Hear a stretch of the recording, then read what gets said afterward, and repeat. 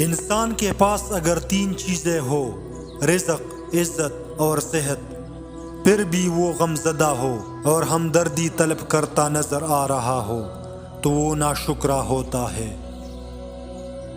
اگر اچائی آپ کے اندر موجود ہے تو یقین کرے کسی کا حسین ساتھ کہیں نہ کہیں مل جایا کرتا ہے۔ اچھے لوگوں کا تمہاری زندگی میں آنا تمہاری قسمت ہوتی ہے اور انہیں سنبھال کے رکھنا تمہارا ہنر۔ سب سے خوبصورت آنکھیں وہ ہوتی ہے جو اللہ کے خوف سے اشکبار ہو جاتی ہے، اور سب سے خوبصورت دھڑکن وہ ہوتی ہے جو اللہ کا نام سنتے تیز تیز دھڑکنے لگتی ہے۔ دعائیں تب اثر کرتی ہے جب انہیں صبر کی مہر لگا دی جائے، اور صبر یہ نہیں کہ اللہ پاک سے مانگنا چھوڑ دو، بلکہ صبر تو یہ ہے کہ لوگوں سے کہنا چھوڑ دو۔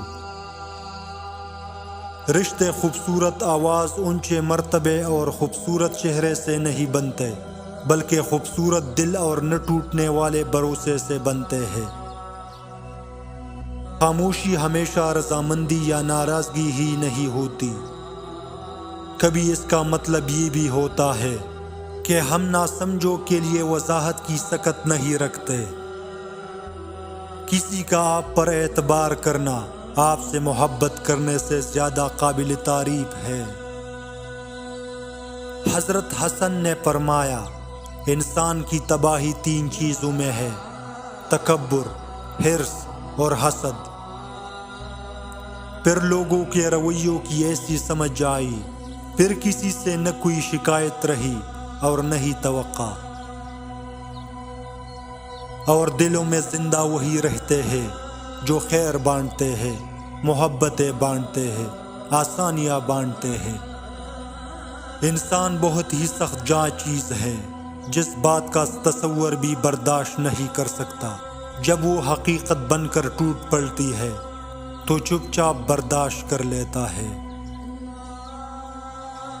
اخلاق بھی رزق کی طرح ہے، اس میں بھی کچھ لوگ امیر، کچھ غریب اور کچھ انتہا کے مفلس ہوتے ہیں۔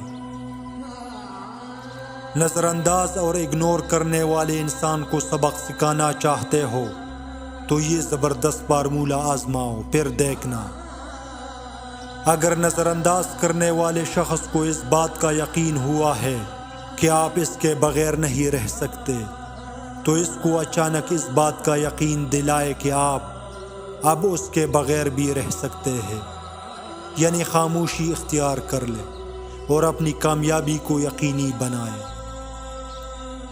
تو رب کا بن کر تو دیکھ، وہ ہر کسی کو تیرا نہ بنا دے تو کہنا۔ بہترین انسان وہ ہے جس کا وجود دوسروں کے لیے فائدہ مند ہو۔